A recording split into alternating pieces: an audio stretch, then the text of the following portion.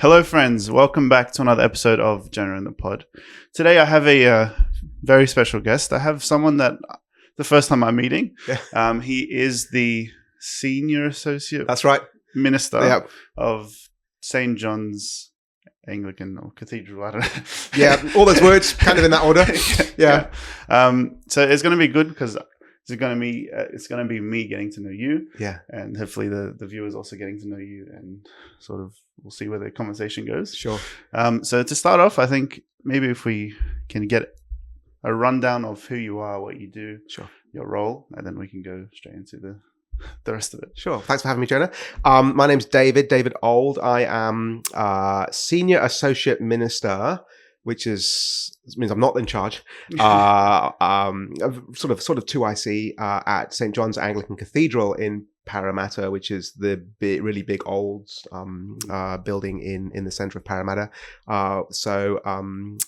That job involves, we have 3 English language groups. So we have English, all the English things that are going on, English language, but very multicultural. We can talk about that in a moment. And then Chinese language and Farsi, Persian language. And there's 3 senior associates who each look after one of those segments.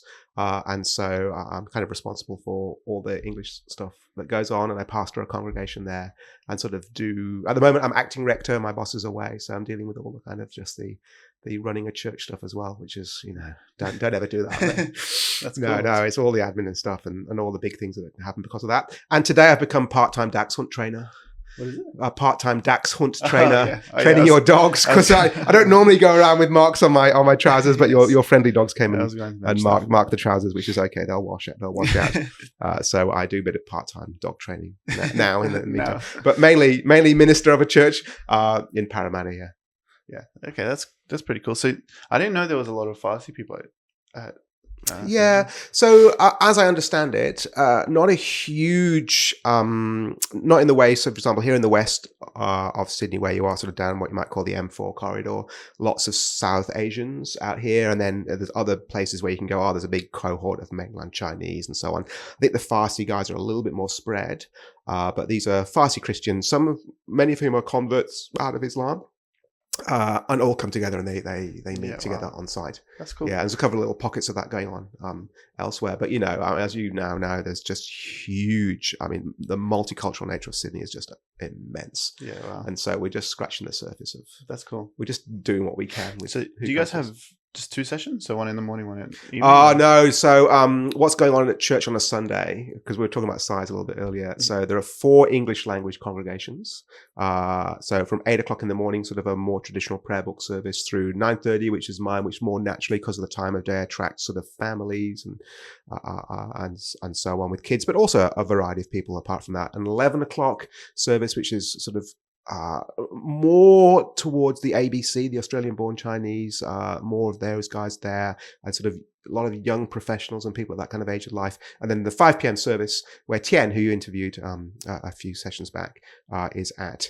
And that's more, I think, the sort of thing that you're used to, sort of guys in there just coming out of school, studying early 20s, beginning to get married, maybe have a child or 2. They're there. So that's English language. 2 Chinese language in the morning. So there's a Mandarin and a Cantonese service going on, and a Farsi, and then 2 rounds of kids' church going on. So one at the 9:30 slot and one at the 11 o'clock slot. And they're drawing in kids from all the different language groups. So while their parents might meet in original language, heart language, they're meeting together in this glorious multicultural thing going on there. And we might talk in a minute why that's really important about reaching immigrant families. And also going on across the span of the morning, what we call City Youth, which is our youth group, because parents just don't want to bring kids in on Friday night into Parramatta, which is very different to a lot of suburban youth groups. So we're meeting on Sunday mornings, and so from the sort of the 9:30 to 10:45 slot, where my church service is happening, they're kind of doing their version of that.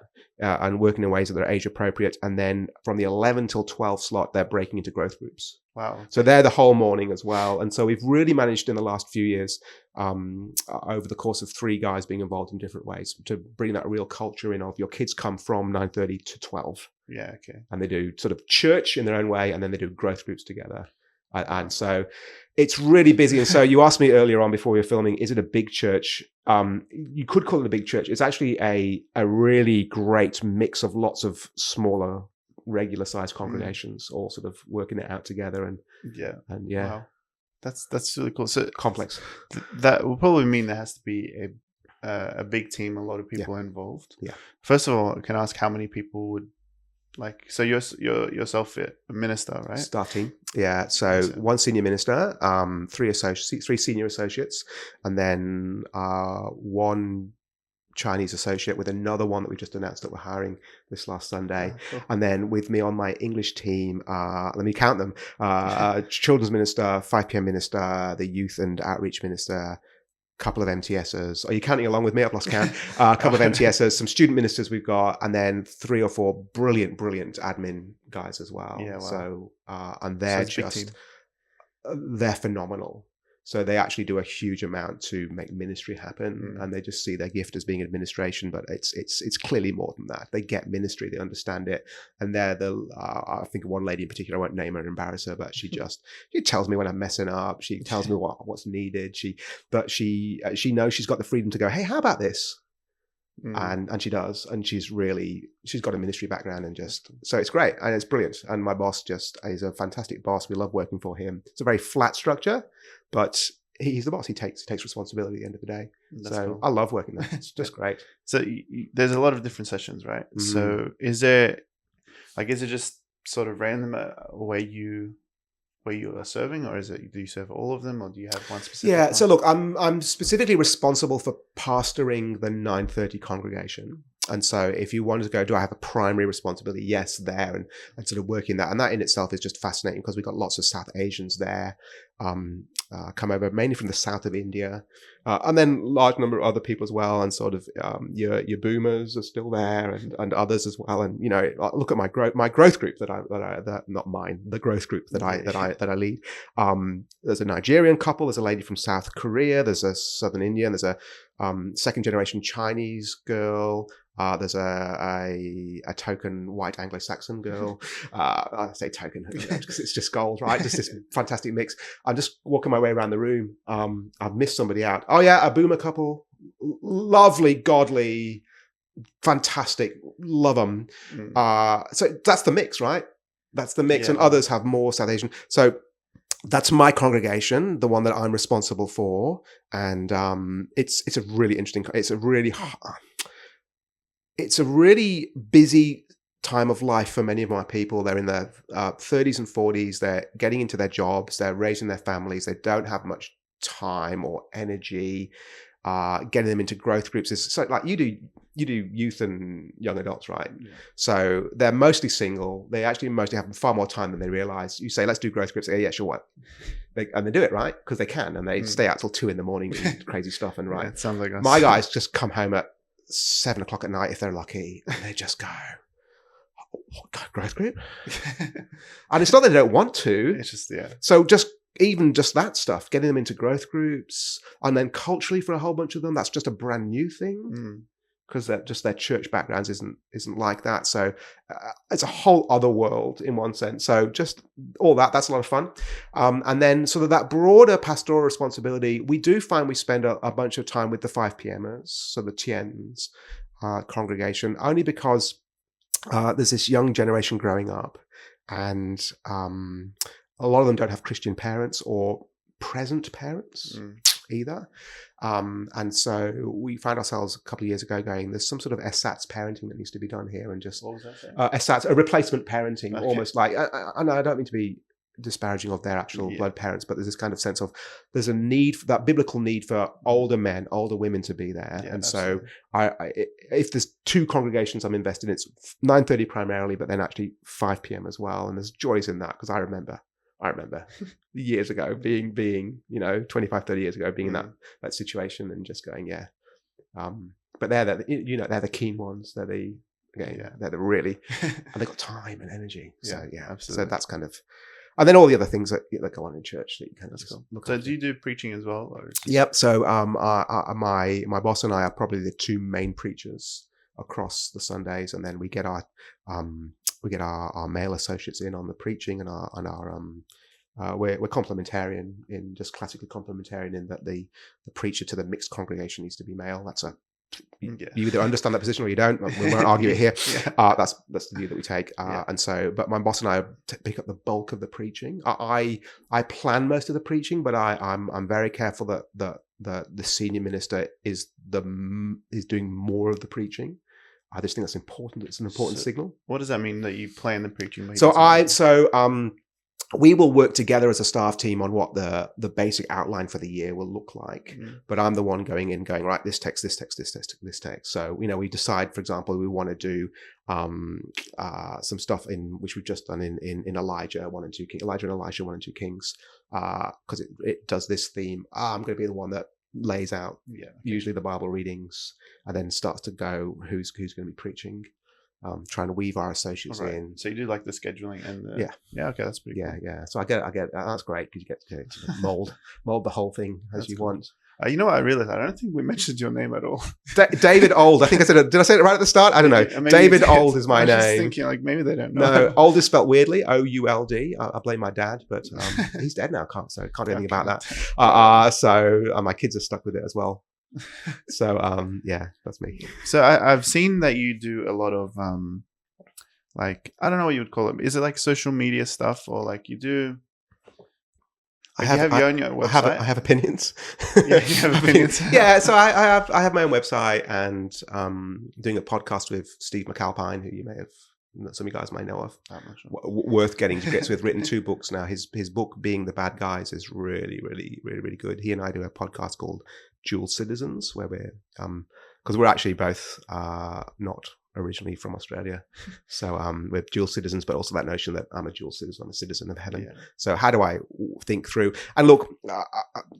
You do as you'll find, you do podcasts and things about the things that you're really interested in. So I kind of like thinking about just the way things work and sort of culture and society and politics is a part of that, obviously, because it's just the outworking of that. So we talk a lot about sort of current events and so on. So there's been a little bit of Trump and American stuff recently because you have to do it. But how do we as Christians think about those things? And how do we just draw that helpful middle road between the extremes and so on? And so been doing that in the past, not so much recently, but I still need to keep it up, looking at Anglican politics. So I'm an Anglican minister, and the Anglican Church has gone through just both in Australia and globally, just through upheavals over the usual issues of human sexuality and so on. But it's actually really about the Bible and whether we trust the Bible or not. So just talking about those things, and for a while, a ministry on my website of just exposing the nonsense.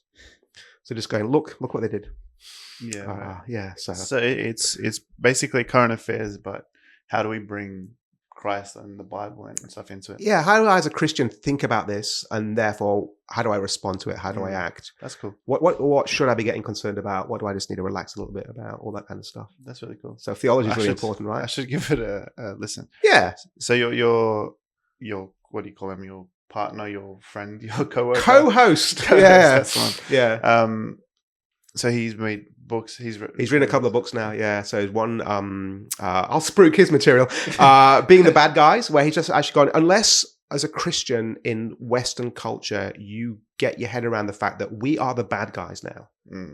Like it used to be that kind of Christianity was sort of vaguely positively assumed, and then there was kind of this neutral era, and as I use those terms, I'm actually using terms that a guest of ours, Aaron Wren, a couple of podcasts ago, he's written a book about this, used. But now we're in that hostile negative space where to be a Christian is actually to be the bad guy, and so it's that thing in 1 Peter where Peter writes to the Christians even 2,000 years ago and says, "Do not be surprised by this," right? And half the reason I reckon that, especially our young guys who are just living in this world where being accepted is so important, half the reasons why they crumble and give way on things, even almost despite themselves, is because they're surprised.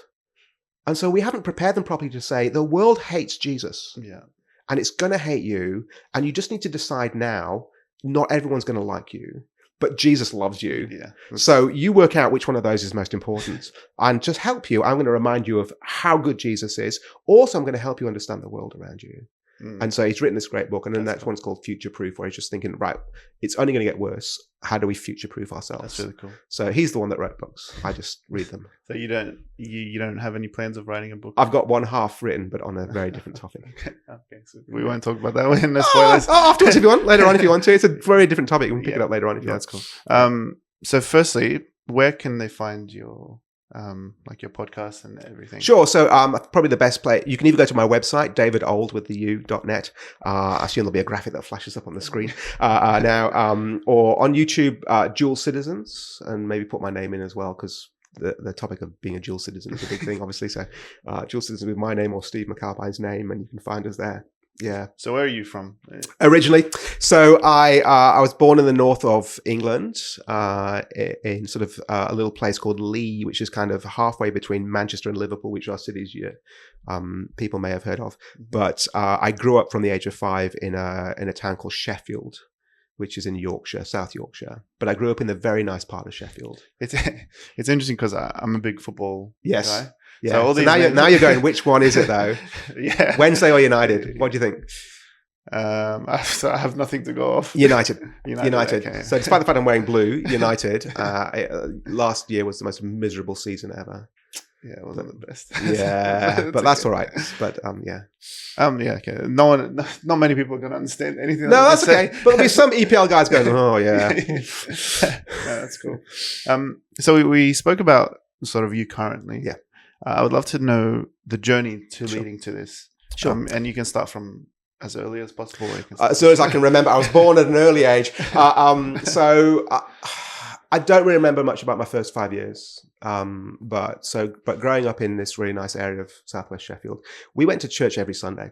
My parents were religious churchgoers, and I use that term very deliberately. My dad is he died a year and a half ago. He was a very English guy, sort of upper middle class. He was born before the Second World War. He went off to boarding school when he was like 7 or 8 years old. His father was a circuit judge. So it's a very different life to what probably most people are used to. And went to Cambridge, became a lawyer, became a barrister, all that kind of stuff. Yeah. And went into industry and ended up in the steel industry, which is why we're in Sheffield, because Sheffield's famous for its steel, and ended up working for a company that makes the huge machines that make steel. So when you produce steel, you've got to do something with it as you've made it. And so you usually roll it out into big rolls or something. And his company made the machines that roll out the steel, which anyway. So we went to church, and my mum's from Austria in Central Europe, and her father was an evangelical minister in Austria. Again, went through the war, and was a solid evangelical guy. Was part of what's called the Confessing Church in the 30s in Austria and Germany, when the German Christians were just collapsing morally in front of Hitler. He was one of the guys that, so he was conscripted. I mean, it's a great story. It's a 2-generational story. Anyway, all of that transpired in that we became a church-going family, and we went to church, and I ended up being a choir boy. Oh, yeah. And so there's photographs of me somewhere with like the robes and the little ruff and whatever, and music was a big part of my life when I was younger. I played the piano and so on.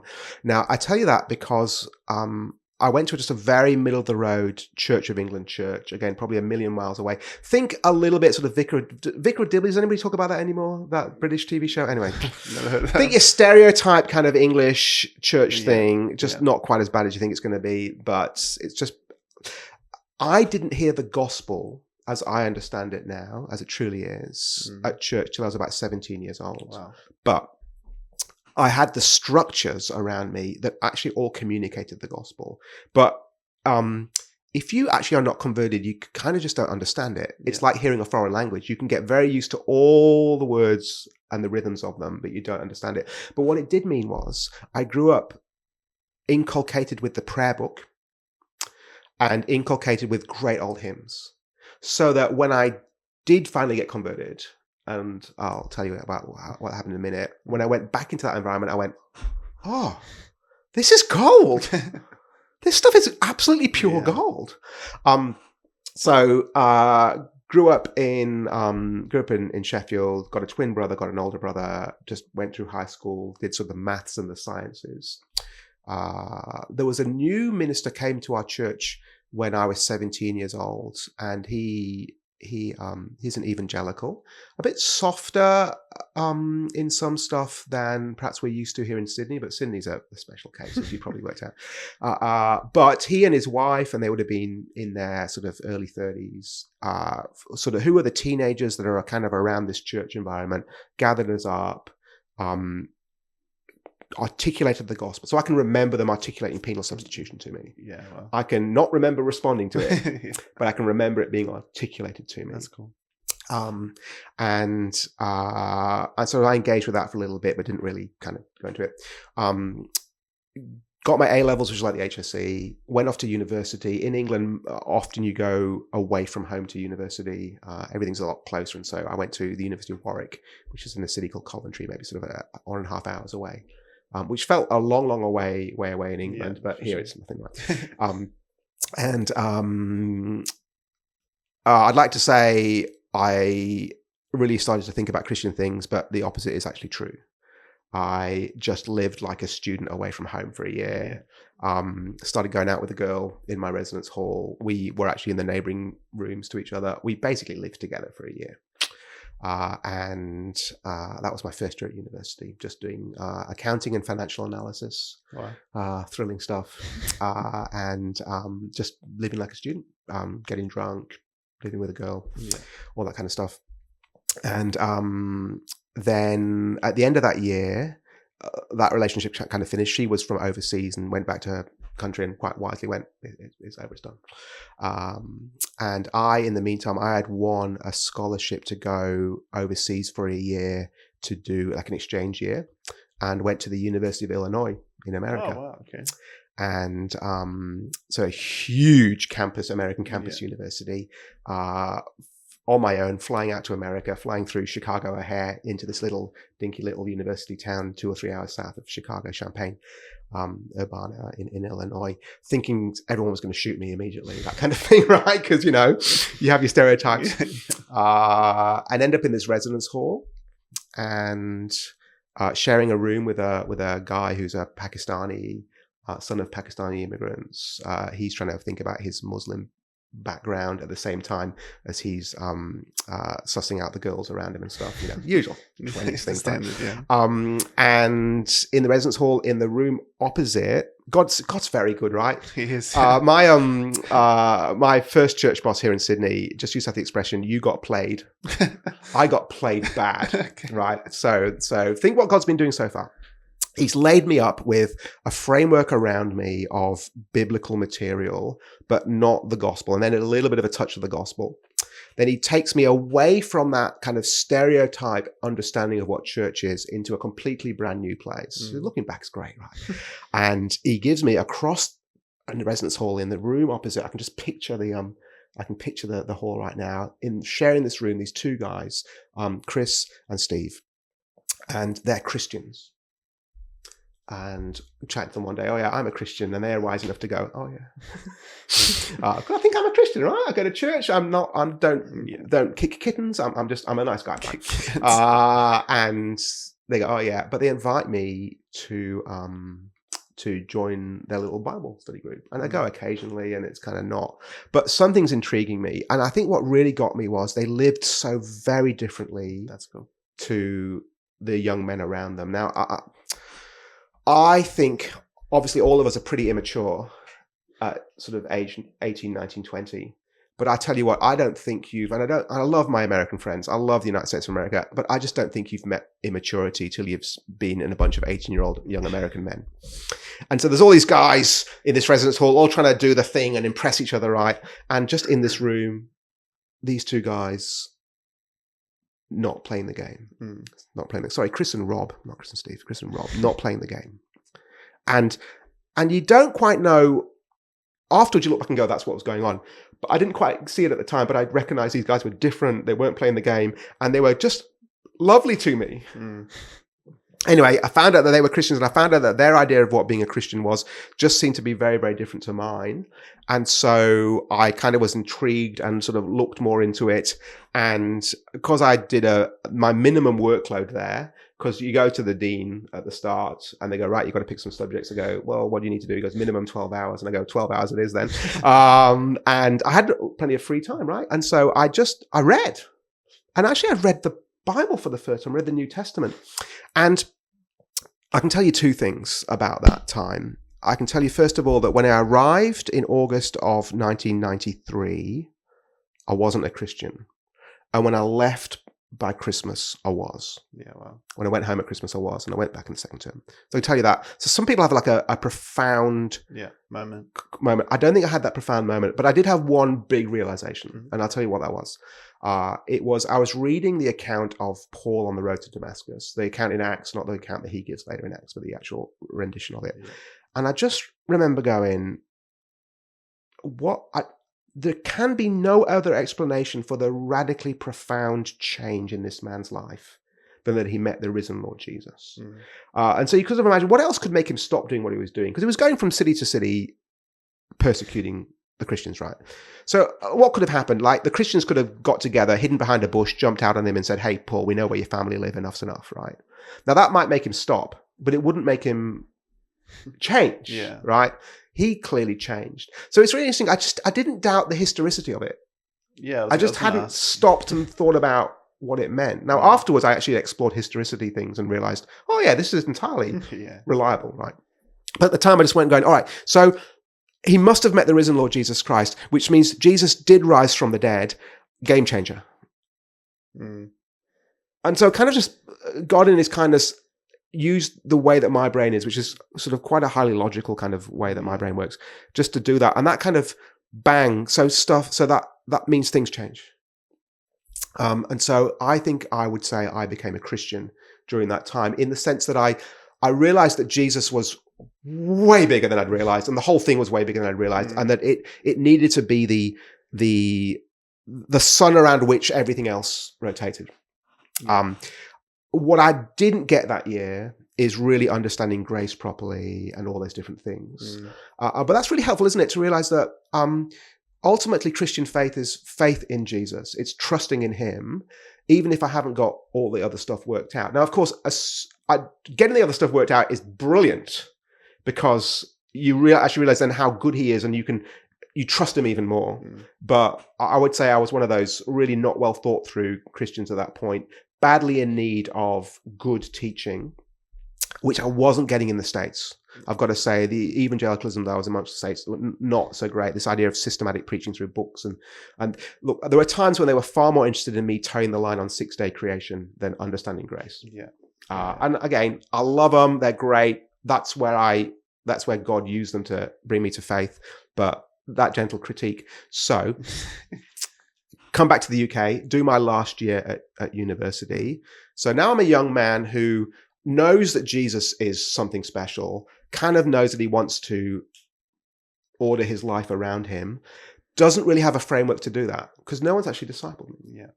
And went back to the residence hall that I'd been at in my first year at university, a place called International House, which is exactly what it sounds like. Students from all over the world. That's why I met my Dutch girlfriend in the first year. And now in the halls where I am, very close to me, is a guy who is the son of missionaries who've been in Madagascar. And he went to school in Kenya and he loves Jesus, is out for it. And he just goes, right, I'm a Christian. I'm going to church on Sunday. Who wants to come? That kind of thing. And I'm like, oh yeah, I'm up for that. And so he drags me along to this place called Emmanuel Evangelical in a little town called Leamington Spa, near to the university. And Emmanuel is run by this guy called Bill James. Now, that name means nothing to us here, but back in the UK in the 1990s, Bill James was effectively the leader of the FIEC, the Federation of Independent Evangelical Churches, like significant name. Brilliant Bible teacher. And for the first time in my life, I was getting the Bible systematically taught well to me. And I can just remember those first 3 weeks hating it, which is not what you expected me to say, right? But actually hating it because one, I was utterly intellectually convinced that what I was being shown was going on in the Bible is what was going on, but hating it because now I realized my life had to change because it was just going, all right. Do you know what I mean? Right. And almost not wanting to go back because it was true. And that meant things had to change and not wanting that. But, this guy, John Mark, dragging me back, he and others. And honestly, again, I'm getting played, right? Being brought back, and by the third week I'm in, and I'm actually just realizing the Christian life is a life of repentance. Like I can articulate that now, looking there, it's just happening to me, right? And being really well taught, and they were just so good to us as students. They were so patient. They loved us. They cared for us. They gave us lunch every Sunday. So one family would host the students from the nearby university for lunch every Sunday. Yeah. And we just sit down and do lunch with Christian families and talk about the sermon. And it was absolutely brilliant. And so I started to learn my Bible. Graduated, went to London to train as a chartered accountant. You got a degree in accounting, what are you going to do? Well, you probably go at that point, anything else but that. But no, went and trained as a chartered accountant, and went along to a church you may have heard of called All Souls Langham Place in London, right in the centre of London. So the home of then the rector emeritus was a guy called John Stott, very, very famous Anglican preacher in the 20th century. And the rector, a guy called Richard Bewes, and beautiful old Regency period church, and enormous, like over 1,000 people going through in the morning, 2 big morning services, 1 evening service, real culture of going in the morning and then coming back in the evening, and big 20s ministry. So like a place you could just naturally fit into. But I tell you what, preaching, not just teaching of the Bible, preaching, men who got up into the pulpit and showed us what the Bible said and exhorted us. And here's the thing, I saw the effect that had on my life. I saw the effect it had on the people around me. And I'm just in me just going, I think that's what I need to be doing. I think that's what God has wired me up for doing, because I just don't think he's, in eternity past, he went, David, you're going to just be a really good auditor. Well, that's a bad thing, but bring me to that. And I think so. Just slowly, qualified as a chartered accountant, worked my way through that, and that was really helpful for me. But also just gradually get involved in ministry at church, and then I did a thing called the Cornhill training course, which happens here in Sydney now as well, which is like a part-time thing. So I was lucky enough to get some sort of part-time flexible work as a project accountant in a big children's charity, and that paid the bills. And I during term time, a couple of days a week, doing studies, and then a day doing some stuff at church in workplace ministry, and having people start to work on the stuff that I was doing. In the meantime, met a girl called Jackie, who was from Singapore, who'd just finished studying in London, and so was badly in need of a visa to stay in the country. We met and got married. And so in 2001, Jackie and I married. So we're 23 years in now. And 2002, we moved to Singapore for a little bit. And I worked a bit for a church there. And that job, for a number of reasons, kind of just came to an end more quickly than I thought it would. But it was good. Again, God just moving things around, forced us to go, right, what's next? And came back to London for a big conference that was going on there, and spoke to all the guys I knew that were already in ministry, that pastors had been influential in my life, and said, what do you think? And they all said, go and do a full theological degree, go and get ordained. Like, if this is what you're going to do, get on with it. So I went back to Sydney, and then went back to Singapore, and then sitting in Singapore said, well, where shall we go? And the kind of the obvious place to go was Sydney. It worked money-wise. The reputation of the college and the Anglican diocese is obviously very high, at least in the circles I move in. In other places it's dirt, but and it just was the obvious choice. And so in 2004, very late January, early February, we came out to Sydney, and we thought we'll do 4 years of theological training and maybe sort of 3 years post-ordination. And then we might go back into Southeast Asia, maybe do expatriate ministry somewhere, sort of working with foreigners overseas in foreign countries, that kind of thing. And here I am 20 years later, Still, with citizenship and 3 children, 2 of whom are driving cars. And I think we're stuck here and we love it. Yeah. That's cool. So what college did you go to? So I went to Moore Theological College here in Sydney. Moore, yeah. So 4 years there. Where is that again? So it's in Newtown. Newtown. Okay. Yeah, right next to the University of Sydney. All right. Yeah. Okay. Yeah. That's interesting because there's a Morling College as well. There is a Morling College as well, yeah. Which so is right next to Macquarie University. It is. So Moore, slightly different. Moore, named after Thomas More, who in a long time ago said, "Why don't we start a theological college? Here's some money and a space to do it." That's cool. Yeah. Would you recommend people to do theology and like go to Bible college and whatnot? Absolutely. So more generally, I'd say you must be doing some form of thinking about theology, that is, things about God, words about God, if you're a Christian. So I want to be growing in knowledge and love of the Lord Jesus Christ. I just want to be doing that, right? And that doesn't happen just by osmosis. I don't sit around and know more about Jesus. So I want to be engaging in that way. A lot of people, and there's many different ways to do it, right? So there's lots of sort of part-time things you can do. So Moore College, for example, offers what used to be called the preliminary theological certificate. It may have a different name now, but sort of evening study sort of things. I would recommend doing that, reading books, whatever. There are some people who want to do more than that because they'll kind of want to go, I want to equip myself up. So I teach now at Cornhill here in Sydney, having been a student 20 years ago in London, and I teach now here in Sydney. And there's a whole bunch of men and women of very different ages, some of whom are doing like apprenticeships at churches, but others who are, we get retirees, right? And other people at that sort of stage in life who go, I've got 15 good years of energy in me at least. I want to use it well, but I want to get a little bit of training and equipping. So they're going and doing some studies and thinking not just about what the Bible says, but how I communicate it to others. And then others, of course, like me, will have gone, I think my life needs to be given over to the teaching of God's word to others in all the different ways that happens in the pastoring and whatever. And that needs good theological education. And Moore is just a really, it was thorough and rigorous. And at the time it was 4 years, and there were moments we kind of questioned how much we were doing. But now, can I just say now, many, many years into ministry later, I just wish I'd done more. Yeah, well. And it's one of the most, can I give you an example of how rigorous it is? So I have a twin brother I mentioned earlier. He went through similar theological training in England, and he actually went to Wycliffe College, which is a college of the University of Oxford. It was a couple of years ahead of me in doing it. And I can remember one conversation with him I had, and I was towards the end of my 3rd year of studies at Moore, and kind of it's sort of late afternoon in England, it's morning in the UK, and he sort of comes online like you do, how you going, whatever, what are you up to today? I said, I'm prepping my New Testament 3 exam, I'm prepping my Greek text that I need to know, ready for the exam, like in the Greek, the original Greek. And he goes, what are you doing? I said, well, what did you do? University of Oxford boy. What did you do? And he goes, so my year 3, my final year 3 Greek text I had to prepare, I think he said was Romans 8.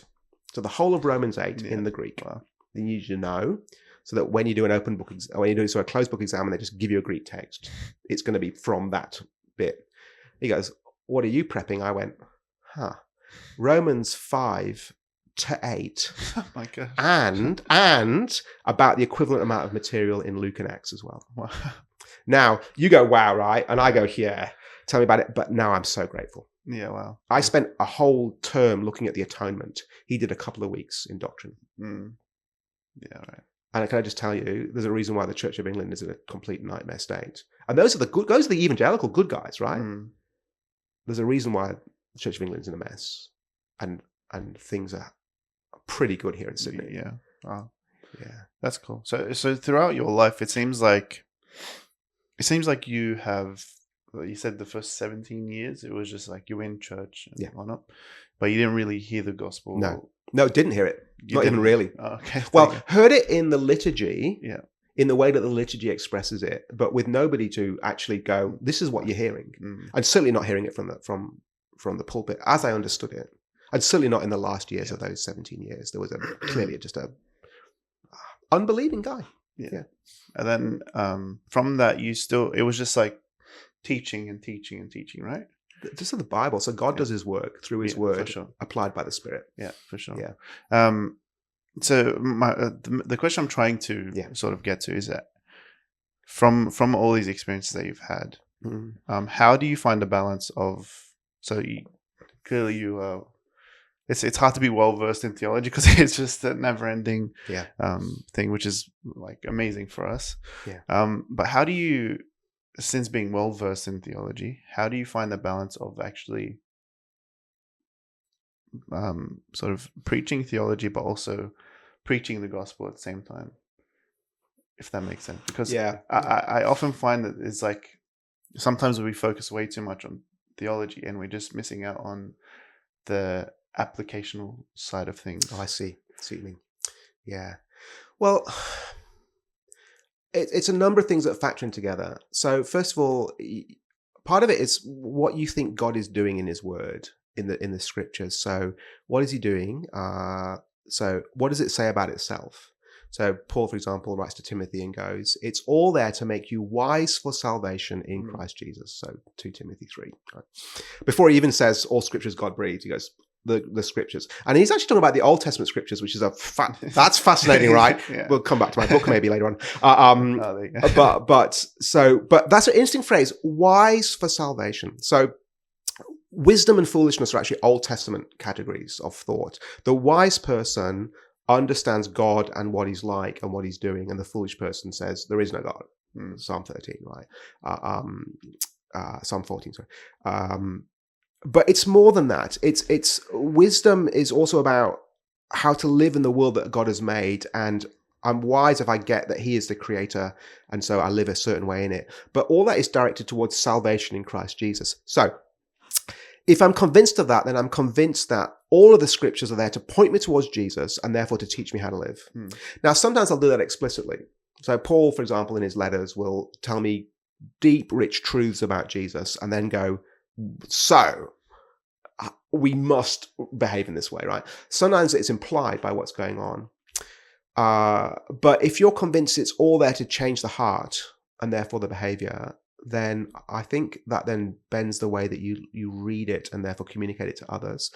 At the same time, I think we're just going to need to beware of trying to do too much all the time. So it's a bit like a good, healthy, balanced diet. All right. You just, over the course of a week or a month or a year, you want to make sure that you're just eating all the right foodstuffs and getting that right balance. But you can have days where this is a pizza day, or this might be a veg day, right? Or whatever it might be. As all the dietitians are going, no, it doesn't work like that. But do you know what I mean? Like, so confidence that God will in time do his work. So the psalmist says, I've laid up your truth in my heart.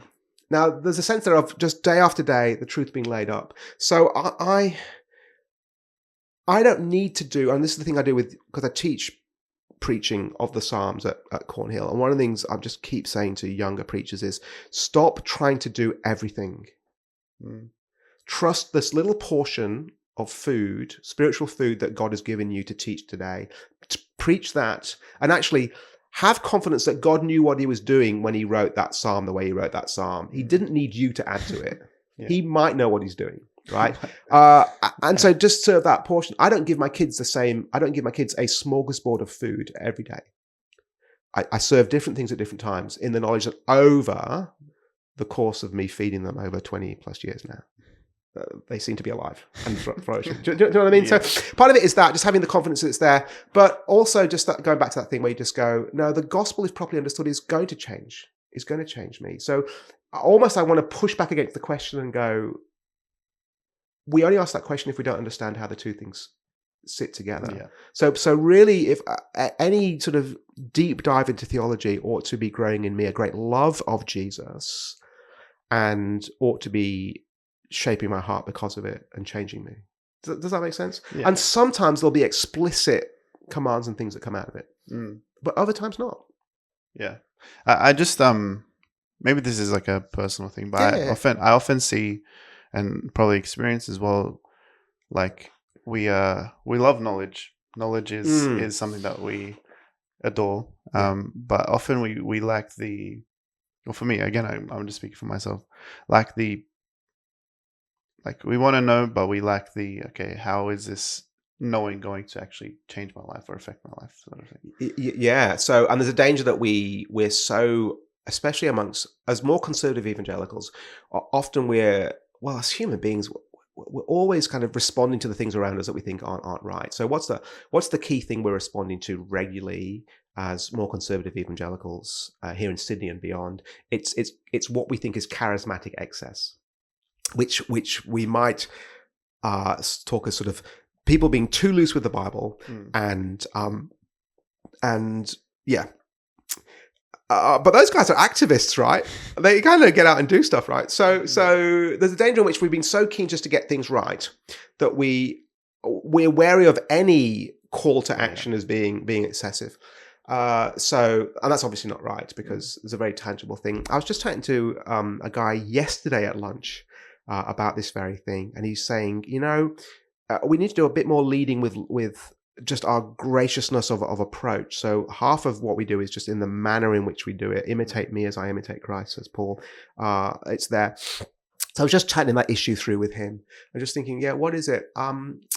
Here's kind of, over the last few years, here's kind of where I've shifted to on that. And we're all kind of working that stuff out. I was very helped by a guy that used to be an associate of ours at church and now has gone back to his home city here in Australia. And he just go, keep preaching to the heart, David. But I'm an Anglican and an evangelical, so that's just, I like propositions, and brain-wise I like propositions as well. That's kind of my natural state. So it's about working out what's going on. But the great thing about being an Anglican is Archbishop Thomas Cranmer, 16th century, first Protestant Archbishop of Canterbury in England, great guy, writes the prayer books. He's big on, I preach to the mind to affect the heart. And so we made some coffee earlier. The image I kind of have is of it is about, read the scriptures. It is about knowing who God is, but I kind of think of it like a percolator, and then it percolates to the heart. When I preach now, I will typically pray this: Father, give us ears to hear your word, a mind that understands it, and by your Spirit, a heart that's changed by it. And then and I would go, Amen. And then my lunch companion yesterday went, but surely so that we may live it out. I'm like, yeah, of course. Yeah. And it's in a sort of, it's a diagnosis of me in my staunch conservative evangelicalism that I hadn't added that prayer. But I'm increasingly becoming conscious of it. I think you're right. We're just working through 1 John in at church, and we've got to that lovely bit in chapter 3 where he goes, you need to be lovers indeed. So I don't care if you can write an essay about it. Show me. Show me the money. It's interesting because from what I understand, your life was impacted by both preaching and also actions, like from your 2 friends at uni. Deeply, and in other ways I could tell you as well. And can I actually say, some of the most profoundly sacrificial loving I have experienced has been here in Sydney amongst these so-called hard Sydney evangelicals. Clearly, I won't embarrass some people by naming what they've done, but there has been some profoundly sacrificially generous giving. Yeah, that's cool. Yeah. So look, I love it. I love learning about God's word, and I also love seeing it as well. And I think as a servant of Christ, it's amazing to see what you are doing, and then the impact and the fact that like somehow our worlds have collided with Tian and Chris. It's really how cool. good is that, right? Yeah, it's amazing. Because I didn't know about you, you didn't know about me. No, just a few weeks ago. And I feel like I should have. This is great. Yeah, look, I enjoy it. I sort of want to get to something that you said during your testimony. I'm trying to read. That's right. Like, you said that there was a time in your life where you didn't mention the word shame, but it seemed like shame was a overarching thing in your thing, where what was it? You couldn't really understand how to forgive yourself, or am I projecting? I think projection is probably too strong a word. I may be reading into it. Are you talking about before I became a Christian? Or I think it was after? I'm trying to remember, because that's okay. I think it was after you came back from America. Yeah. Oh, so that moment where the Bible taught systematically to me for the first time, and I kind of repelled from it. I don't think it was shame. Okay. I think it was just my sinful heart not wanting to be told what to do. And God in his mercy used this brain that he's given me. Like, he makes each of us in different ways, right? So he's given me this brain that works in a certain way. And the same brain that went logically, Paul must have met the risen Jesus Christ. Jesus, therefore, was risen, game changer. The same logical brain he gave me said to me, yeah, you might not like it, but it's clearly what the Bible is saying. And you don't doubt that that's the word of God. Yeah. So something's got to change.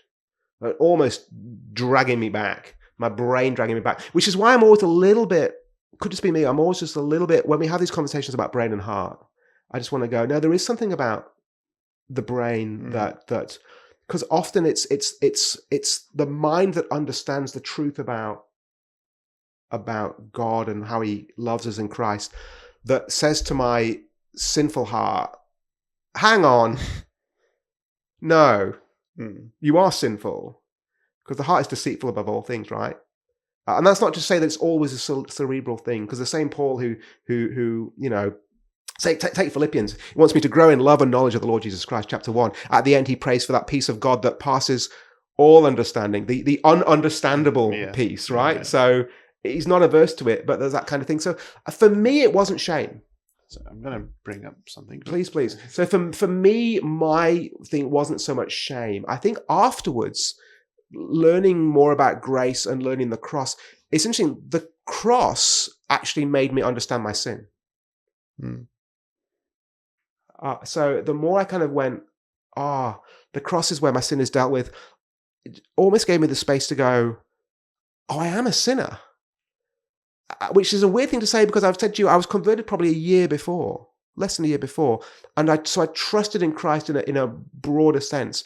But it was really, really getting the cross and grace clear in my head that made me go, I am a sinner. And I begin to plumb the depths of sin that actually, when I was converted, I prayed a sinner's prayer, right? But I don't think I really quite got to. So no, I was mercifully saved, I think, from that kind of shame, or maybe mercifully not, because often that's helpful for us, isn't it, just to realize the depth of our sin. But for my story it was a work of God after conversion to really start to unlock those things. But there are others, of course, who carry, and when you're in Christian ministry, of course, you see this, and you'll see this as well, who just carry deep burdens of shame about things, and for them the gospel is just such sweet. For me, it was in part an intellectual exercise, not just, but for others it is, and that's one of the challenges, of course, of ministry, is that we're very different people talking to people who are different to us and trying to learn to empathize with them. You're going to open the Bible, always a good thing to do. Yeah, always a good. It's just sort of to, I guess, back up your point. It's in Second Peter chapter 1, verse 5. There's a list of things that it gives us to be effective in, just in life, right? And I'll just read. Actually, I'll read 5 to wherever. So 2 Peter 1 verse 5. For this very reason, make every effort to supplement your faith. So it starts with faith, with virtue, and virtue with knowledge, and knowledge with self-control, and self-control with steadfastness, and steadfastness with godliness, and godliness with brotherly affection, and brotherly affection with love. So it's interesting because knowledge is there. Well, what's the reason? Just for this reason. Make every effort. For this reason. So he's just told you a thing that's true, and he goes, on the basis of that. So is it he's given us everything we need for godliness, right? Is that it? 2 Peter 1? Yeah. I'm just reading. Do you want me to read before? Read from the start of the thing, yeah. Sorry. I'll read from verse 3. His divine power has granted to us all things that pertain to life and godliness, through the knowledge of him who called us to his own glory and excellence, by which he has granted to us his precious and very great promises. Now you're preaching. So what's my motivation for making that effort? He's given me everything and promised me. So in response to that, that's gold, right? Yeah, it's so good. Yeah. But it's because I think I'm a culprit of this, where it's like I overcompensate for, let's say, something that's been on my heart recently is I've been trying to make I've been trying to go back to the simplicity of God's word, even though it's extremely complex. But just me going to my dad, my father, and just being held by him, sort of thing, and being in the simplicity. But I think sometimes I can overcompensate, and because I've been raised up and whatever, just learning about God. That I felt like I didn't really actually, like, I was knowing about God, but I wasn't really knowing God. So I'm going back to the simplicity. But what's interesting is, I think in my brain I'm overcompensating. I'm like, oh, knowledge is sort of ruining my brain, sort of thing. Oh, I see what you mean. Yeah. Let me give you a different image that might help, and this one I find helpful for me personally. So, and this one was prompted to me by that absolutely brilliant theological film Shrek. So there's that scene in the first Shrek where they're talking about onions, right? Onions, smells of onions, and it just occurred to me, the thing you're discussing, talking about, is the Bible, and reading the Bible and understanding it is like, it's all like an onion, right? Once you really understand it, there's just layers and layers and layers and layers and layers, right? And not even just those shell layers, like you can peel them back and put them under the microscope, that kind of just detail of layer, right? And so sometimes it feels, as I think I hear you expressing this, as I go down and sort of talk theological things, it's like that, just that layer. I can get lost in it. And I go, yes, you can, but don't forget, it's all onion. It's all onion. So just, as long as you're smelling the smell, the great onion smell of the gospel. The problem I think what you're expressing is layers without the smell. So I just want to keep reminding myself, there is a great joy and depth and beautiful ways that the gospel is displayed to us and explained to us in further ways in layers and depth. And for some of us, we will spend our lives, because it's just the way we are and God has made us, just peeling back thin layer after time and exploring them and getting the microscope out and writing books about it and whatever. Others will just go, love onion. And that's okay, because it's the onion smell of the gospel that is the gospel. And so, but I just don't want to lose sight of that as I delve into it. And one of the problems we've got, of course, is that academic theology has become this thing where many of the people involved in it are unbelieving. And so you just kind of get this feel, or are believing, but just theo geeks of not the right. So it's all just brainy and it's an escape. And I love sort of meshing around in it. And so I just keep needing to remembering that it's all there to make me wise for salvation in Christ Jesus. And as long as I keep that, but that's kind of the interpretive grid I keep having. And I think that kind of rescues me a bit, and also makes me kind of want to dive. Well, I don't have a problem diving in, because that's the way I'm wired. But for other people, just going, let's discover new and brilliant things about the Lord Jesus Christ. And let's see it, and let's not forget that the Spirit is at work in us as we're reading this.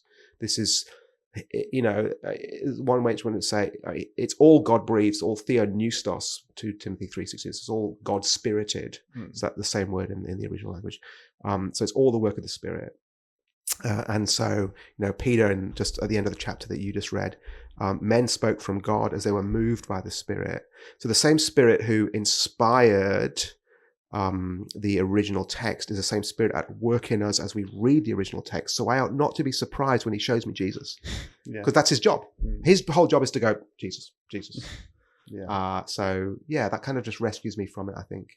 That's cool. And it's the job of I think sometimes it's the job of pastors and teachers to make sure that we're not being dry and intellectual, and we're going, isn't Jesus great?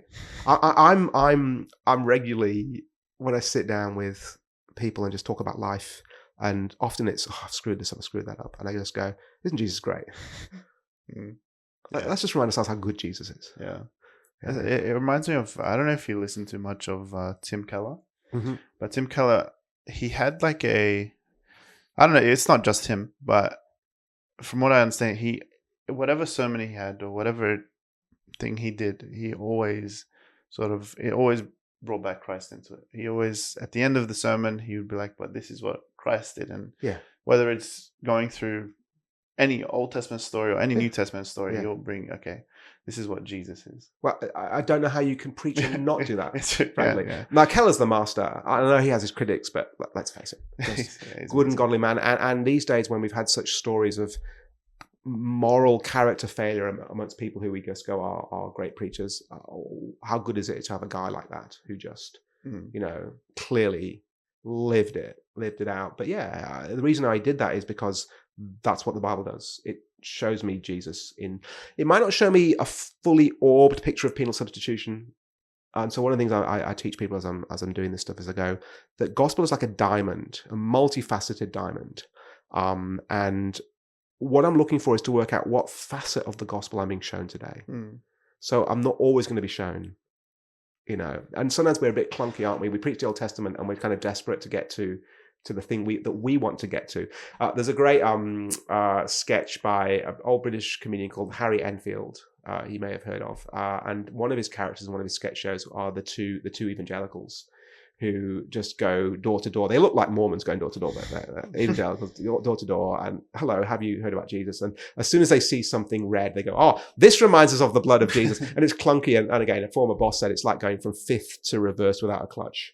Like, right. Yeah. So, and the reason why is because we are trying to take the text somewhere that's a true place, but not where that text is going. Whereas the secret to really seeing what God is doing is to go, well, what facet am I being shown? And then that kind of that tends to come out a bit more clearly, and often in ways we wouldn't have thought. But that's the joy of reading the Bible. Yeah. But yeah, it's all about Jesus from page one. Yeah, it's honestly a blessing. It's a massive blessing. Yeah. And I love it. Like, I hope that I'm not coming across as like, oh, like, I don't like theology. I love it. No, it's a commonly articulated issue, and it's good to grapple with, isn't it? Because we've got to find that kind of, and again, just people are just wired so differently. Yeah.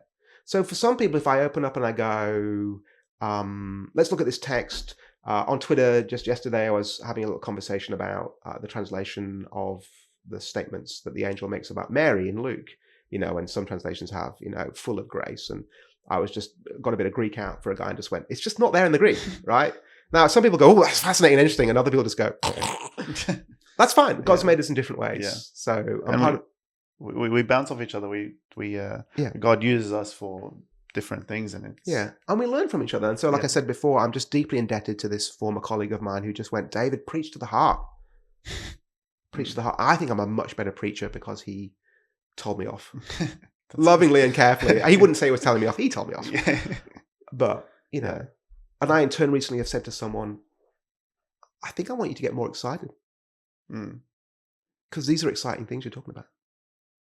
Yeah, right. Yeah. I sort of want to ask you about, like, we'll go back to what you're doing now currently with ministering and with everything that's involved. Was there a big, like, getting into it, was there a massive sort of switch in life when it came to maybe spiritual battles or just battles that came your way? Was it a massive increase because now you're like, okay, I am actually going to, I don't know, like, I'm now going to try to be as effective as I can for God. And did the enemy step up? Yeah. Enemy, flesh, or everything. Oh, that's a really good question. Let me tell you some of the hurdles that I faced along the way. And that might be much the same thing in reflection. It's interesting, whenever we often, part of pastoral ministry is that often just big things come up that are going to be a stumbling block to ministry. They're often sort of big pastoral things that explode, and they're just relationally difficult or other things that happen. And I've learned to go, we must be doing something right to be in the crosshairs, right? So maybe it's a bit of that. But why don't I tell you the hurdles that came up and whether they were, I don't know. See, they could all be actions of the devil, right? But at the same time, there are always, of course, God in his sovereignty, because Job teaches you that, right? Doesn't he? Sorry, I'm a preacher. I can't help it.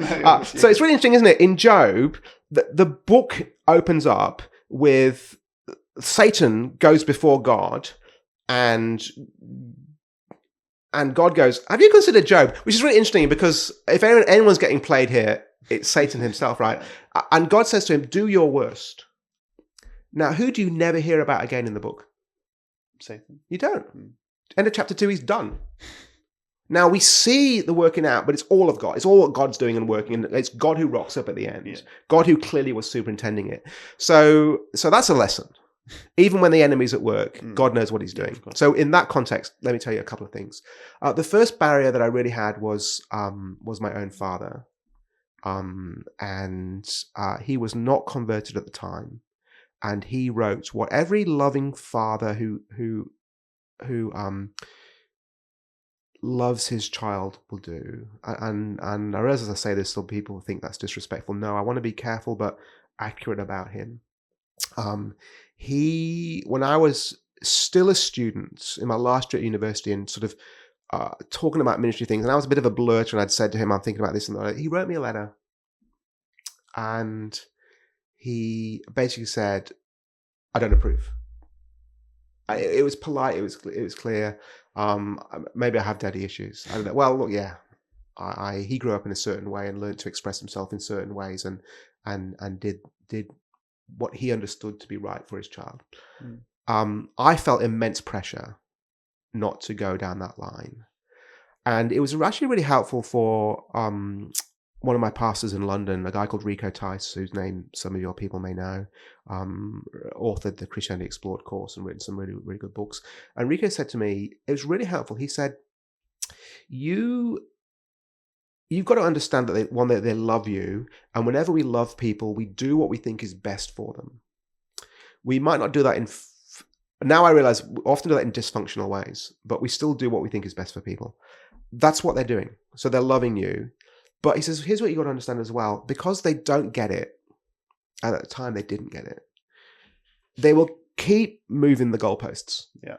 And you will keep trying to kick goals. And then he said a profound thing to me. He said, and you want to respect them and honor them, and that's important. He said, David, there might come a point where you're being disobedient by not pursuing this. And that was a fascinating moment for me, where he actually helped me grapple for the first time between that pressure from parents and the desire to... So honoring parents is not quite the same as obeying them.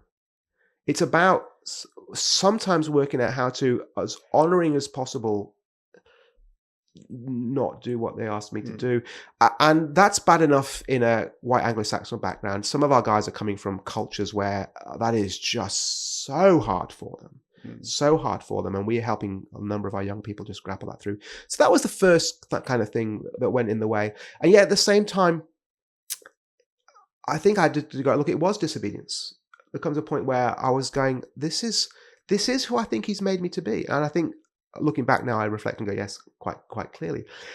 When it comes to entering into ministry, it's really interesting. The scriptures never use the language of calling. Calling such, I hate that.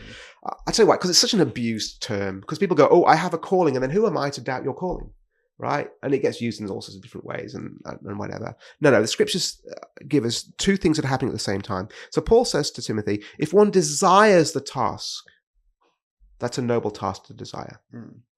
But then he gives you a list of character traits that must be met. And then he also says to Timothy, there is this gift in you that was affirmed by the laying on of hands. So two things happen as you step into ministry. One, you want to do it. And I would say to any man or woman looking at being set aside full time for gospel ministry, for word ministry, because we're all in gospel ministry, right? But that full time set aside, if you can do anything else, do that instead. But I was just finding that me wanting to do this more and more and more, my full-time paying job was getting in the way. And also people were saying to me, there are gifts there that need to be used. And also there's plenty that needs to be sandpapered away as well, David, don't worry. They're clear with me on that as well. So that was probably the first barrier. And God in his kindness just helped me gently overcome that. But that was hard. That was hard. And I was in my mid-20s, and I was doing a lot of learning about myself as well, and trying to work out, for the first time, thinking about who I was, and doing some of that cognitive stuff where you kind of just start to think about your family of origin. And there were a number of other factors at the same time, which I won't go into, that were prompting those thoughts. So that was a big turmoil moment for me, but God in his kindness taking me through that. Then in Singapore, the church where I was at was kind of just imploding as well. And I did not contribute well in that situation, and I learned a lot about myself in that situation as well. I learned about a lot of my weaknesses and my just the way I avoided things, and a lot more about my nature. But God in his kindness brought us brought us through that as well. And so that has been, and then, college was good and I had good friends. I can think of one friend in particular a couple who just at a moment sat me down and said, hey, how about this, David? Just really, really good and helpful. And that's been always helpful along the way. You can't be too close to people that you love. And there is always a moment where we sit down with each other and in love, just go listen.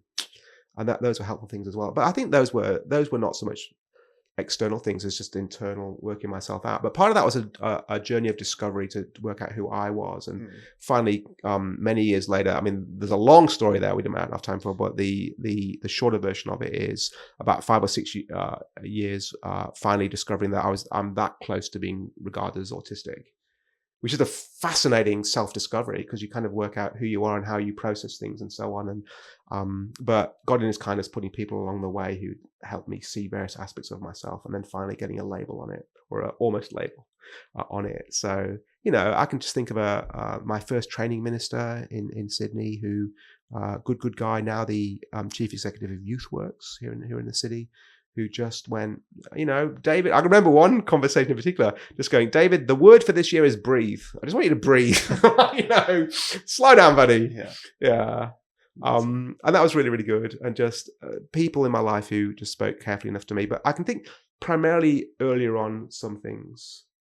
And then the rest of it is just, I don't know, other people might look at things that happen in your life as being sort of, great barriers to get over and so on.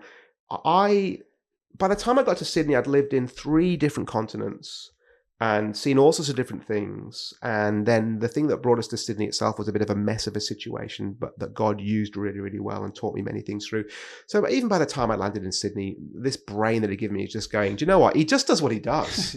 And we're along for the ride. And I would never have dreamed 25 years ago, sitting in London, just getting to know this, not yet met this girl from Singapore that I'm going to marry. I would never have dreamed that I'd be sitting here, we're doing this, for example, but at the longest continual site of Christian worship in all of Australia, ministering to a congregation from all over the world there, all that kind of stuff. So you just don't know. So I just go, and I say this to my guys when the young guys, especially when you prepare them for marriage and stuff, you just go, you have no idea.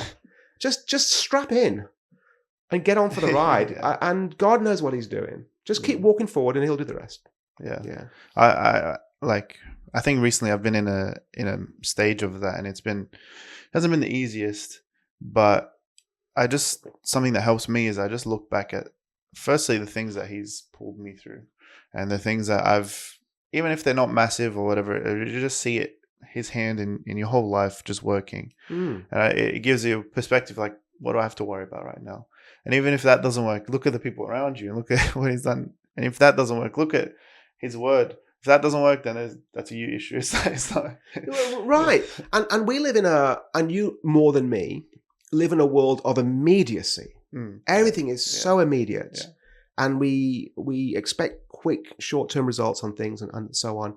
And this is going to sound patronizing, or at least avuncular. Just the older you get, the more you realize it's not true.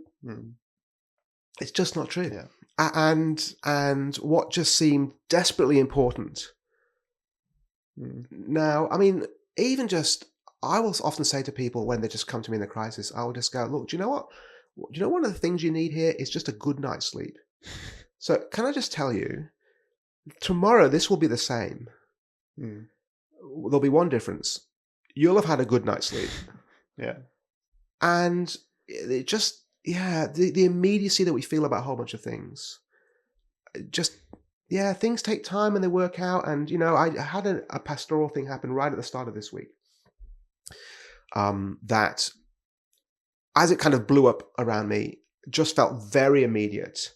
And I made the phone calls to the people that I needed to make the phone calls to get the advice that I needed to do. And of course, they're very busy answering other people with worse things dealing with than I'm dealing with, right? And you kind of think, right. But actually, they got back to me the next day or even one the day after. And I'm just telling myself, this will hold. God is doing a work in this person's life. And, it's been many, many years up to this point and a couple of extra days. I'm just kind of just learning to do that and just look for the gradual change. A guy that I was with in London years ago just said of youth work, he said, we look for the climate change, not the weather on the day. Right? It's that kind of thing. So yeah, now I kind of have that kind of, but also it's theologically driven, right? Because here's what I'm going, Jesus is coming back. Right? Do you really genuinely believe Jesus is coming back and all will be made new and all will be well? Because you see, if you don't, then this is all you've got. Yeah. And you just need to be frantically making it as good as you can get. But if Jesus is coming back to sort it all out, I can just chill a bit. And I can chill in all sorts of different things. I can chill in terms of my personal life. I can chill with all the political stuff. Not that you shouldn't get involved and so on, and protest things or whatever. But he'll come back. He wins. Yeah, he does. Yeah, he wins, and that's good when I remember that I'm the bad guy and everyone hates me because I'm just going. Actually, I'm with Jesus on this. He comes back, and he will. Back in Philippians, I spent a bit of time in Philippians today. He will complete that good work that he has begun. And so, as a pastor as well, that just keeps me sane, because otherwise, it's on you. And I don't know. I don't know how you feel about your pastoral skills. I'm not up for people's hearts. Heart surgery, I'm not good at.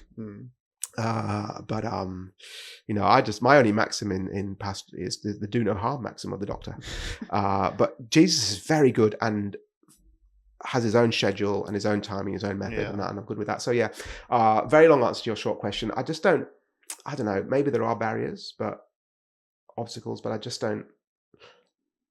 I look back and see the way that God has used, which is his nature to use, has used difficult things to produce life. Yeah. Which is the biblical model, right? Yeah, it is. So if the cross teaches me nothing, it's that God uses the most awful things. He radically overturns our conceptions of what's good and bad and uses them. And when Paul writes to the Corinthians, especially, his second letter, he just goes, gospel ministry is cross-shaped. And if you don't get your head around that, the whole thing's just going to not make any sense to you. Yeah. Otherwise, you'll chase after the super apostles who it's all just like, it's not. It's miserably hard at times. Yeah. The thing, there's a lot of things I love about the gospel, but one of the main things is if you look at life, if you look at history, our lives, whatever, I think every circumstance has been overcome by man, except for one thing, and that was death. Yeah. But then we got a 0 hit rate on that one so far. Yeah. But then God comes down and he says, well, you've sort of overcome everything else, but I'm going to show you that it is possible to actually overcome the one thing that you can't. Yeah. And the way you overcome this is just put your faith in me and the only one thing that matters, because the rest of it is almost this rage against that one thing. Yeah. And it gives us a perspective that everything else is so minimal compared, because you God conquered the one thing that was unconquerable to us. Yes. And he's like, and death, and can I just add to that, and the fullness of death. So it's interesting, isn't it? God to Adam in the garden, eat of this fruit. Dying you shall die is the literal rendering of it. There's a death beyond physical death. That's bad. But it is only the marker of this worst thing, this utter corruption and the judgment of God that falls upon me as a result. And Christ has dealt with that. Yeah, well, we are so blessed, honestly. I just want to bring it back to something you said, and is about breathe. When your friend was it that said? He's a dear friend. He was my training minister as well. Okay, yeah. It's funny because I think in the world that we live in now, it's like we have to get things done. So go. Yeah. Do you want some more water? I'm good. No. It's all about just go. The world is moving 100 kilometers per hour. Yeah.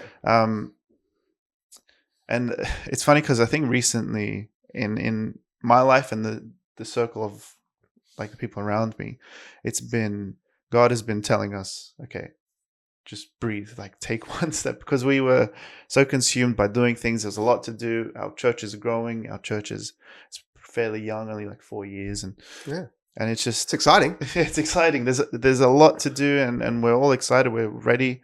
Where God has been like, no, Jonah, this is there's a sickness that like I got really sick last year. It's like just calm down.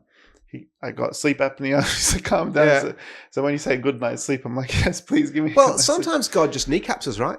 I don't know any other way to put it. Like he just goes, and I think that's what he's done for me on a number of occasions, and I've needed it, just because of my character and my nature. Sometimes he just needs a good slap. Yeah. Right. Yeah. And so he's done that for me on a number of occasions, and you know, C.S. Lewis's big thing. It's pain is often his megaphone. And C.S. Lewis, of course, says it about the world in general, that he's sort of saying to the world, wake up, see what reality is. But also in our lives, so many of the people in the scriptures who you see learn to trust in the Lord, just they go through pain and so whatever to do it. But it does slow you down. And I think it's really helpful. And there's a sense in which, you know, I'm 50 years old now, and and it's weird pastoring young men and women, because I remember what that was. I remember what it was like, and I remember the immediacy of it, and I remember just the romances and the urgency of everything, and the not really having a perspective beyond the next year at the most, and whatever, and just, you know, saying to some of these people, like, yeah, calm, sit down. I mean, I love doing marriage prep, right? I think I should start doing it. Marriage prep is showing the video. I talked about it, but I think I should show it. You know that video from the start of the Disney movie Up, the opening scene where it's the whole married life thing, right? And I think I should just show that to people, because you just don't get it. Yeah. I said, this is the person who you will be sitting with one day in a hospital wiping their bum because the nurse isn't around to do it, and probably worse, and just spoon feeding them maybe, and you've just got a life's longer than that. And so it's a weird thing. It's kind of almost like you kind of get, it's strange, isn't it? We go slow down, and then you get to my age. I sat in an aeroplane a year and a half ago. I said to my father died, and I sat in the aeroplane coming back from the UK after all of that, and just going, all right, Oldie, you're 49 years old. What are you doing with your life? You've probably got 20 good years. What are you going to do with them? Like really just starting to think through those things, and starting to feel that urgency again, almost having got to that point where you're going, I've learned to slow down, and now I want to use the time well, but also going, but don't rush it again. I'm just confident that 20 years spent well, handed over to God, I'll plant and water, he'll just grow as he sees fit. Yeah. You know, and just saying, you know, I think that was actually the way that we got to know each other originally, because I reached out to you, and I think I said, I love the TN interview, but I think I said to you, I want you to go back to your former youth group guys and just say, be encouraged, because there's a great example of you planted, you watered, and I bet some of you guys were praying for TN. Oh yeah, for sure. Yeah. For sure, right? And then he disappears, and then all of a sudden, poof, here he is. God's done this remarkable thing, and used other people along the way, and read, mark, learn. Like look at that. That's profound, right? Sometimes you plant an acorn and you walk away, and years later someone leans against the tree and poof, all these acorns fall down, right? And you planted way back and you don't know, but God do what he wants to do, and everyone just calm down a bit. God knows what he's doing. He's got his plan. I think what you said was spot on. Well, we just expect, and we live in an immediate world. We want what's it called? We want like results instantly. But like that's not always the case. So I invest in Bitcoin, not a nice sensible portfolio of blue chip stocks, right? Madness, right? Every bit of me goes nuts, but because you know a nice portfolio with Telstra and whatever else in it isn't going to double in 2 weeks. Yeah, it's cool. But I'm not investing for the next 2 weeks. I'm actually investing a superannuation scheme for 50 years time. You know, that kind of thing. So I think sometimes it's hard for us to. I think the way I look at it is like sometimes we're running on a treadmill rather than running the marathon that Paul says, and the treadmill, we're just in the same place, but we're exerting all this energy, thinking like, oh, we're running, we're doing all these things, but we actually got to be running on that narrow path that God tells us to. Yeah, and it's a marathon, not a sprint. Yeah. So as I say that, this guy's running marathons at crazy speeds, but as I understand it, I speak for all the reckless abandon of a non-competent, although I've started my Couch to 5K program. Oh, nice. Yeah, mainly because my podcast co-host is a marathon runner. Okay. And I kind of just went, maybe I should do something. Yeah, I'll not compete with him. He's built for running. But it is that kind of, it is a marathon, not a sprint. And the guys that get through the marathons are the guys who just prepare, are realistic about what's going, and pace themselves. Yeah. Pace themselves. Yeah, the 100-meter sprinters don't run the marathon. Yeah, it's true. Yeah, and we're marathon runners. I love that. We can end shortly. I just wanted to sort of go back to the very beginning of this podcast where you were talking about... I can talk forever. Look, I usually aim for an hour 30. So how are we? I think we're like hour 25. My word, look at that, yeah. But just to go back to the beginning of the podcast, you were mentioning how your church is very multicultural. Yeah. And you said there was, like, I'm just bringing it back because I remember you said, I want to speak about this. So you said how everyone comes together. I think it was for the kids. Yeah. Church or something. So here's a great model. So here's a thing that I've observed and tested with other friends who are in ministry, and I think is true. You get these immigrant communities that come to Australia. So let me take, for an example, the Southern Indians that we have at church. That's one classic group. So they come from Tamil Nadu in the south of India, and they come to Australia. Now, why do they do that? They want a better life for themselves and their children. Quite clearly. They've come for the opportunities.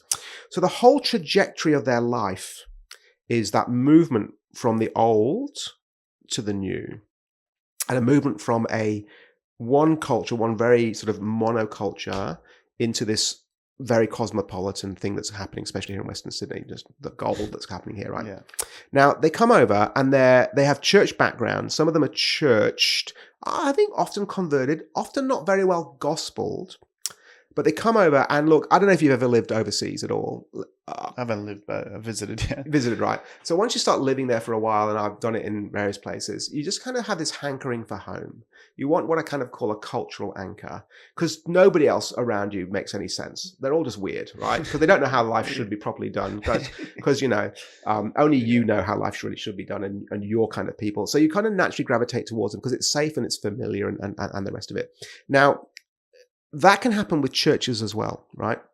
So you go to this monocultural church and you do church, and therefore hear the gospel and experience it together in your heart language and the shape and rhythm of your heart culture, which is all sort of this whole big blend together, right? And then your children do Sunday school in that same environment, that same culture, right?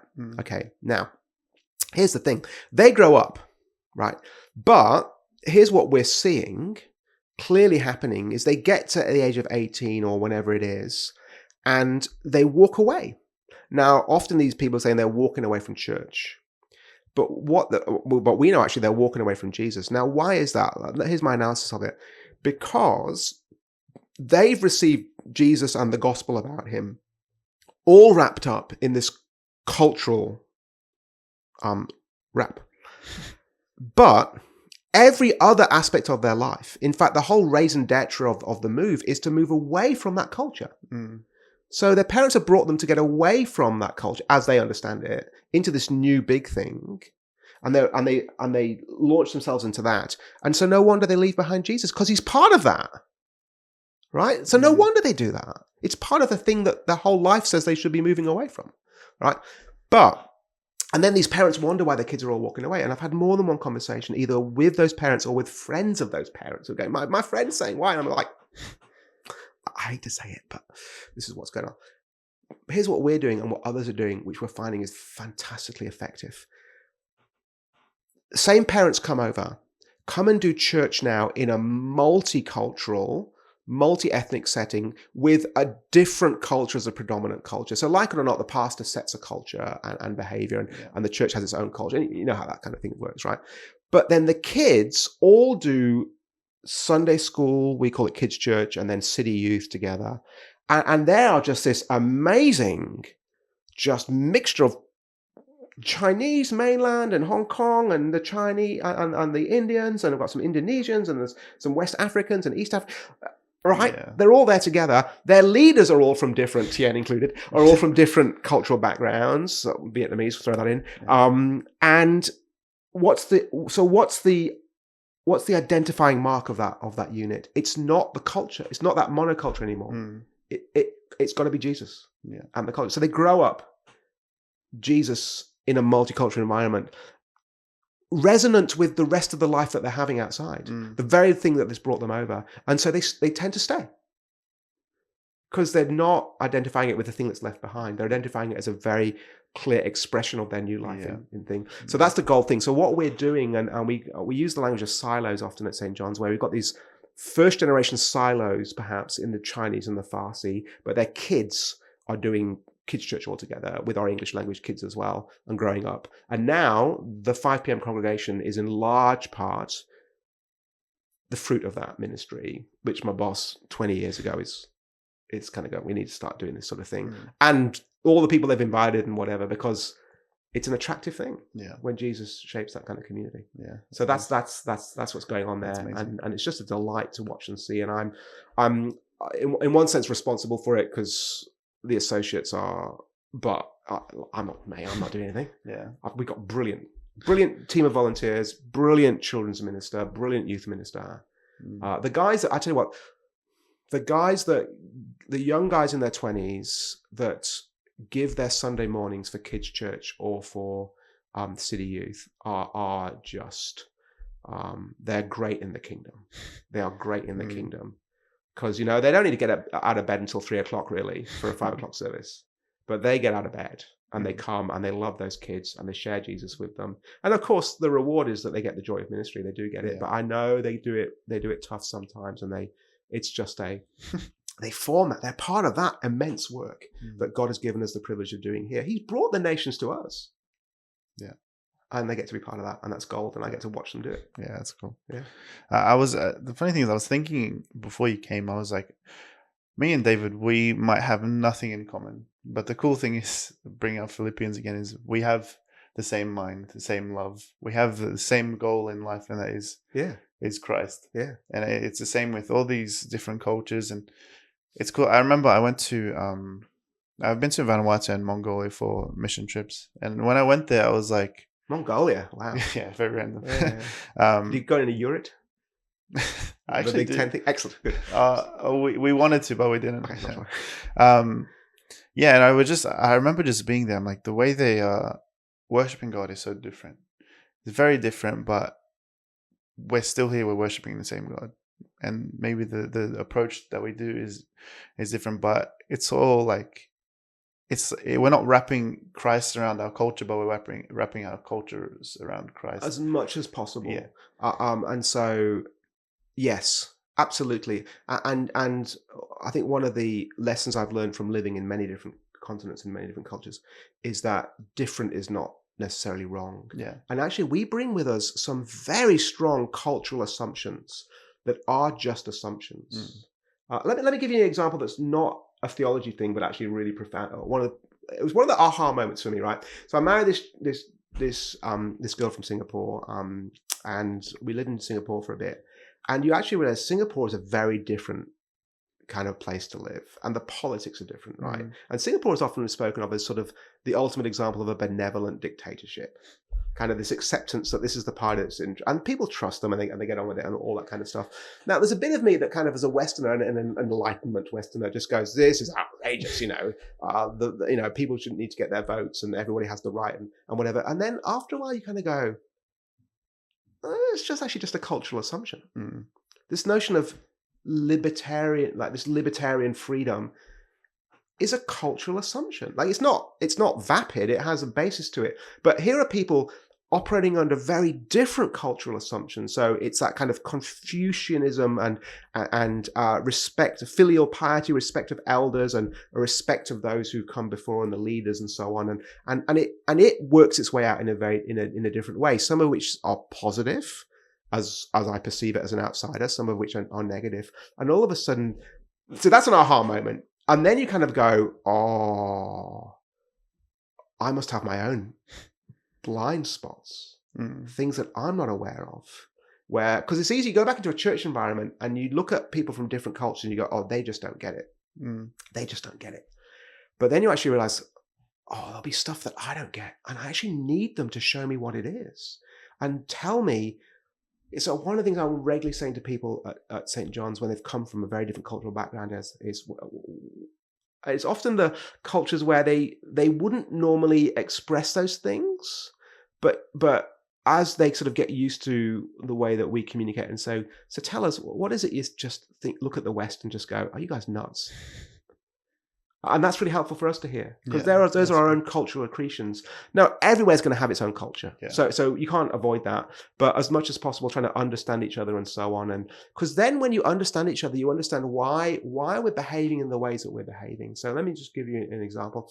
So I've got, as I said before, I've got a whole bunch of Southern Indians in my congregation, and they're just brilliant, not just for the food, which is excellent, but they love Jesus in different ways, and the way that they do things in their families is just brilliant and so on. But a while ago, I was like, I really need to learn more about this culture and understand it, to love them, but also just to understand some of the problems that some have had. And one of the things I said is, I need to watch some movies. So in my last trip to the UK, I said to them, right, I need to know that here's the list of the Tamil movies that I know are going to be, and the Indian movies are going to be on the plane as I go. Tell me what to watch. And they gave me this list of things. And Singapore Airlines, I actually got internet access on the plane. Fantastic. Right. So I'm flying and I'm watching these films, and I'm going to them, I'm seeing this. Is this the issue? And they're like, yeah, that's it. So I said to them, here's the thing I've noticed. It's all about status. It's all about status. Everything is about how I'm being treated by other people, and I'm being treated in the way that I deserve to be treated because of my rank. Not that I deserve to be treated just because I'm a human being, but because I'm a special person, so how dare you treat me this way and not give me the dignity that I'm... And everything's about that, right? And they're like, got it, nailed it, nailed it, which is really helpful. So then I go, all right, so now help me, these are the conversations I've had, help me work out how to pastor you, in that, help me work out how to raise those issues when they're being raised. So, immediately Jesus says, the Gentiles lord it over. We must not be like that. They're like, yeah, it's really helpful for us. But it says, what about when you, so here's a good example, right? Conundrum this one with me, because this is the kind of thing you start to think about, right? What about when you do the thing where you have a new house and you want the pastor to come and pray there? So I'll do that, obviously, but you invite a whole bunch of people around from church and others, and you lay on the food, and we all meet together. And so I'll open the Bible and I'll read a little bit, do a short little talk, and pray that the house will be used for the gospel and so on. And then we serve the food. And you know what they instinctively do, because they come from a culture of respect for their pastors? Hand me a plate and push me to the front of the line. Now, what's going on there? What you're seeing is a lovely, positive expression of what we also might go has come from a cultural trait of status that maybe I don't want to affirm. Yeah. Right. So I'm grappling with these two things that are going together. So what you then do as a pastor is you have to work out, where are the moments where I allow myself to be put to the front of the line because they're expressing proper respect for the office, which we could do a bit more of in the West, let me say, frankly. So if you're watching this, young person in your 20s, Hebrews 13, don't make life hard for your pastor. It's a hard enough job as it is, right? Just, but at the same time, where do I not want to play into the, I'm the pastor. Yeah. Everybody out of the way. Yeah. And play into the extremes of that as well. So that's the conundrum, right? So I don't know. So I said to them, my default is to go, no, someone else, please. Also, because I'm a proud man, I like nothing more than being told I'm special. Don't worry.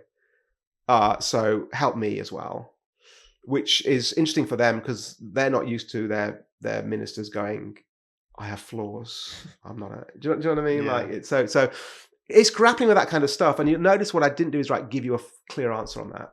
But those are the things you just start to grapple with. Yeah. And because they're not black and white, because there's moments where actually, if I don't step up and do a certain thing or behave in it, or sort of, when the Apostle Paul goes, I want to be all things to all men. There's moments where if I don't, I'm actually not helping. Yeah. I'm actually deliberately undermining their view because I'm the teacher of the Bible, and that comes with a certain thing.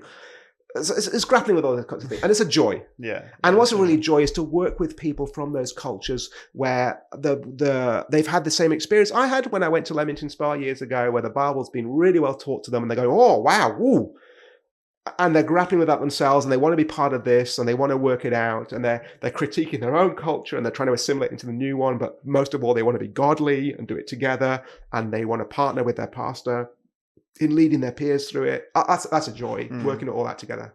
Yeah. And maybe along the way sharing some of the things we've learned. Yeah, that's cool. And of course, remember, at the end, Jesus is good, and he's coming back to sort out all the mess we made. Yeah, that's true. That's right. Well, I think we're good to end there.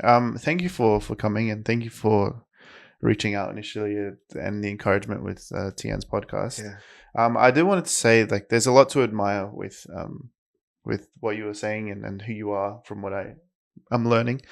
But one thing that I'm very admirable of, English, is your willingness to be corrected. Because from everything you've said, you've mentioned a lot where there have been people that have corrected you, and you've taken that on board, and you're willing to listen. And it's a good quality to have, and I think it's a hard quality to have as well. So I appreciate you, and I admire the fact that you have that. Look, I'm really grateful to God that early in the Christian life, there were men who loved me enough to do that. Yeah. And I say men because young men need older men to again, just to lovingly slap them around a bit. Like, you know what I'm saying? Yeah. And I'm just grateful for that. I'm just grateful for, just the conversation with the one pastor who watched someone do something just awful and then said to me afterwards, sometimes I just wish our young people just obeyed their pastors once in a while, or just listen to them, right? And that just struck me. Another guy who said, if you don't understand submission, you don't understand the Christian life. All those kind of just those teaching things where, and the interesting thing is, as a young man, you only listen because you know the love those people have for you. So you can't walk in blind in a relationship and just tell someone what they're doing wrong. Well, you could do, and some people, now I've learned that I need to listen whenever I'm critiqued. Doesn't matter what, but sometimes I still think I'm a young man. I want to be that young guy, but do you know what I mean? Like, just decide now. I'll talk to the camera. Just decide now. You're going to do that. You're going to listen. You're going to be self-reflective. You're actually going to keep reminding yourself, my heart is deceitful above all things. Yeah. I cannot fathom it. And I'm a sinner. My whole definition of who I am is I am a sinner, redeemed by the Lord Jesus Christ. The minute I fundamentally deny my sinful nature, which I'll never do like overtly, I never go, I'm not a sinner, but I can do implicitly in the way that I refuse to take correction, is the minute I've actually just gone, I don't need the gospel. I don't need, and so that's always just been really helpful for me just to remember. Yeah. And So thank you. So you're very kind. You use the word admire. I just want to just gently go, I'm grateful. I'm really grateful to God. Yeah. And if it's useful for other people, that's great. And Spurgeon's thing of you don't know the half of it. He goes, his thing where he goes, whenever someone criticizes me, here's what I tell myself: I'm just glad they don't know the truth. Yeah. Sure. Well, again, thank you for coming on. If you want to shout out anything, or I don't know, I'm going to shout out St. John's. Perfect. Love you guys. 5 PMers. Obey your pastors. Read your Bible and love Jesus, and let him do his work in you. And shout out this thing. This is great. And I went through some old episodes and just love what you're doing. Keep doing it. Be you. Don't try and be anybody else. It's great. You are being you. It's really good. Yeah, it's really interesting. I like to say to camera, we were in the kitchen before and trying to make coffee and have your dachshunds jump on me. And the you that you've been for the last hour and a half is the you that was in the kitchen, and that's a lovely thing. I just really appreciate it. Yeah, just keep being you and looking for God to use you. Love that. Well, again, thank you. Thank you all for watching. We'll see you guys next week. Maybe I'll come visit St. John's. We'd love to have you there. We'd love to have you there. Yeah. I don't know when, but one day soon. Sunday's a good day. Sunday's a good day. Yeah, you're right. All right. Well, thank you all, and I'll see you next time. And peace.